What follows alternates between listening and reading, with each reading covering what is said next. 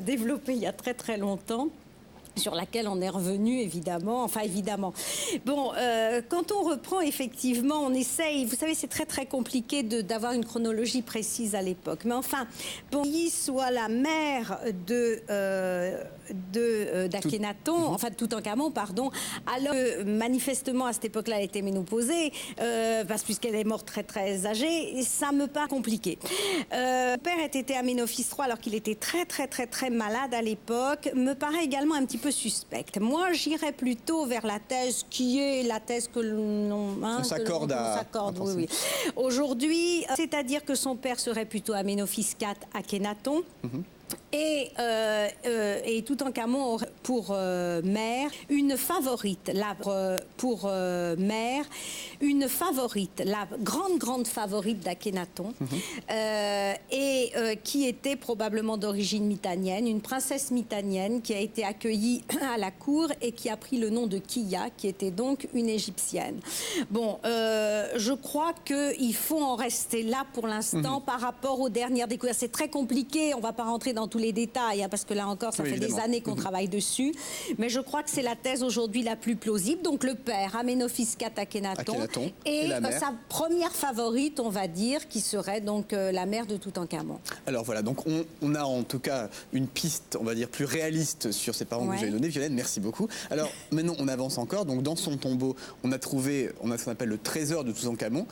Il est où ce trésor actuellement? Il est exposé? Où est-ce qu'on peut le voir? Si les gens partent en Égypte, vous qui êtes très souvent, dites-nous un peu les clés. Alors, le trésor où aller voir ce merveilleux trésor de Toutankhamon? Le trésor de Toutankhamon, il est toujours exposé au musée donc archéologique du Caire, qui avait été organisé par Auguste Mariette, le grand archéologue.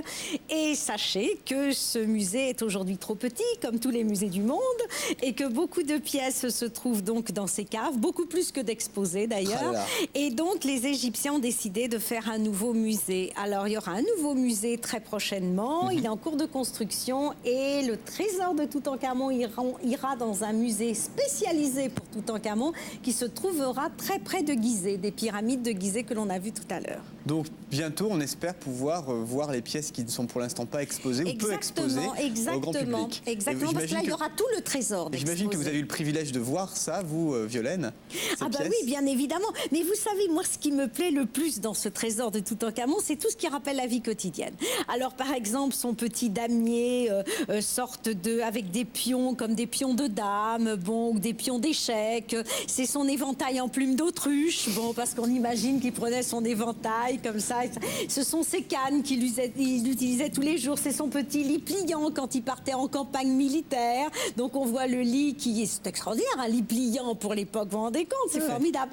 Alors, il y a aussi son petit tabouret qui est fait en papyrus. Non, mais c'est hallucinant. Voilà. Et tous ces petits objets, moi je trouve ça fantastique parce qu'on imagine qu'il les a touchés véritablement, que la famille les a touchés. Proche, et voilà, et j'aime beaucoup les petits objets, même si c'est pas forcément la même valeur que les bijoux, que les gorgerins, que les colliers, qui là sont exposés dans une salle particulière du musée. Eh bien, moi je suis très attachée à tout ça, ouais. Alors on va essayer de voir justement vous avez dit une partie de ce qu'il y avait dans ce tombeau. On va retrouver Florence Maruéjol qui va nous dire